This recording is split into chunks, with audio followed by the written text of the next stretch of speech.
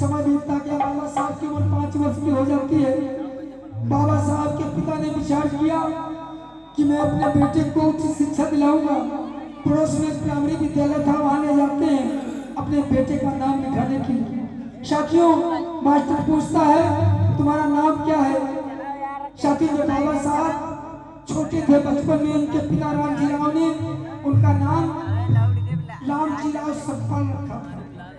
उनके पिता ने उनका नाम रामजी राव सकपाल रखा था। साथियों, अपना नाम बताते हैं तो मास्टर पूछता है किस गांव के रहने वाले हो, तो बताते मैं अम्बावड़ी नगर मऊ छावजी का रहने वाला हूँ। फिर पूछता तुम किस जाति की हो। बाबा साहब डॉक्टर अम्बेडकर कहते जी साहब मैं महार जाति का हूँ।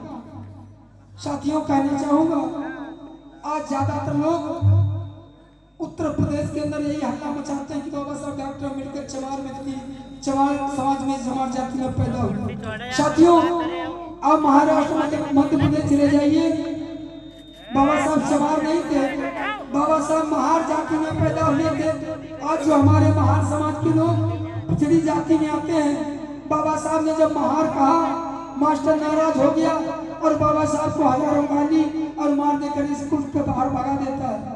रोते हुए अपने घर को आते हैं और अपने पिता से कहते पिता क्या मुझे पढ़ने का अधिकार नहीं है। बाबा साहब के पिता रामजी राव मन में विचार करते हैं। और साथियों, उस समय उनके पिता रामजी राव अंग्रेजी सेना के सूबेदार थे, अंग्रेजी फौज के मेजर थे। विचार करते हैं आज मैं सरकारी सर्वेंट हूँ, सरकारी सर्वेंट होने के नाते आज मेरे बेटे का नाम नहीं लिखा जा रहा, तो इस भारत के अंदर जो करोड़ों की तादाद में हमारे दलित कुचले समाज के लोग अपना जीवन यापन करते हैं, उनके बच्चों की क्या हालत होगी।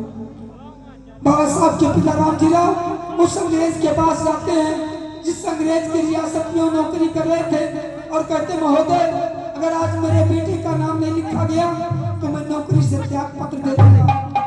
वो अंग्रेज कहता है रामजी राव घबराओ नहीं, हम तुम्हारे बेटे का दाखिला कराएंगे। क्या होता है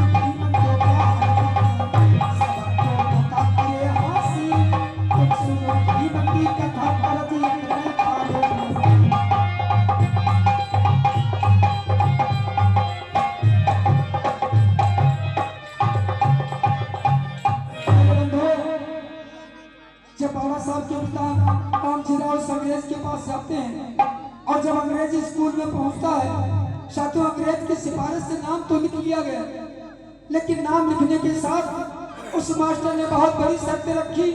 वो मास्टर कहने लगा जब तुम घर से आओगे पढ़ने के लिए तो टाट पल्ली अपने घर से लाओगे बैठने के लिए। बाबा साहब ने कहा ठीक है सर, मैं अपने घर से लाऊंगा। फिर कहा जब तुम्हें प्यास लगेगी तुम घड़ा नहीं छू सकते हो, या तो तुम्हें प्यासे रहकर पढ़ना होगा या तो तुम पानी अपने घर से लाओगे। बाबा साहब ने कहा सर मैं प्यासे रहकर पढ़ाई कर लूंगा लेकिन मैं घर नहीं छोड़ूंगा। साथियों फिर कहा जहाँ पे हमारे बच्चे बैठते हैं वहां पे तुम नहीं बैठ सकते। स्कूल के बाहर जहाँ समस्त बच्चे जूता चप्पल उतार कर रखते थे वहां पे मास्टर ने कहा कि यहाँ तुम बैठोगे। बाबा साहब स्कूल के बाहर जहाँ बच्चों के जूता चप्पल उतारे जाते थे वहां पे बाबा साहब डॉक्टर अम्बेडकर बैठकर शिक्षा का अध्ययन किया, शिक्षा ग्रहण की। वक्त बीतता गया और फिर क्या होता है और छुआछूत के तूफानों से नहीं दिल घबराए और धीरे धीरे कांचन देश कहीं अपने लक्षण करता जब जाए दसवीं कक्षा में फर्स्ट डिवीजन लग गई समझी खिसिया गए इसे परंपरारी माया को नहीं संसन छाई गई भारी कितने छोड़ बड़ा का काम करते ही तुम की बड़ौदा सुबह पर आयो कृष्ण कॉलेज भी बराबर को बात पड़ा सबको पता करे हंसी तुम सुनो भीमती कथा कर दे नहीं पावे।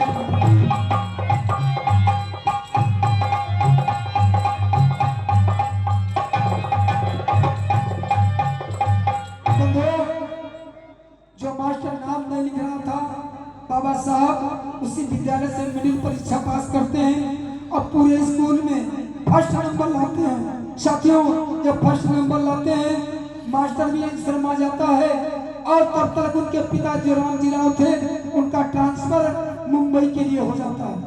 बाबा साहब के पिता अपने परिवार को लेकर मुंबई चले जाते हैं। फिर बाबा साहब के पिता से बाबा साहब कहते हैं पिता मैं और आगे पढ़ना चाहता हूँ। तो उस अंग्रेज दादा साहब गायकवाड़ बड़ौदा उससे सिफारिश करवाते हैं। तो मुंबई में आज भी एल्फिंस्टन कॉलेज है, मुंबई में आज भी एल्फिंस्टन कॉलेज है जिसमें बाबा साहब बीए में दाखिला कराते हैं। क्या होता है हाँ बाबा साहब बीए में दाखिला लेते हैं। क्या होता है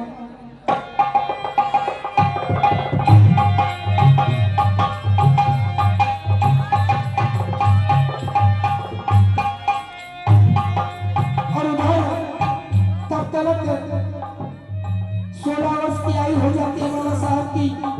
पड़ोस में दापोली गांव था, दापोली गांव के लोग आते हैं और बाबा साहब के पिता से कहते हैं महोदय मैं आपके बेटे के साथ अपनी पुत्री का विवाह करना चाहता हूँ। साथियों हाँ भर लेते हैं। ये कहानी 1906 की है। क्या होता है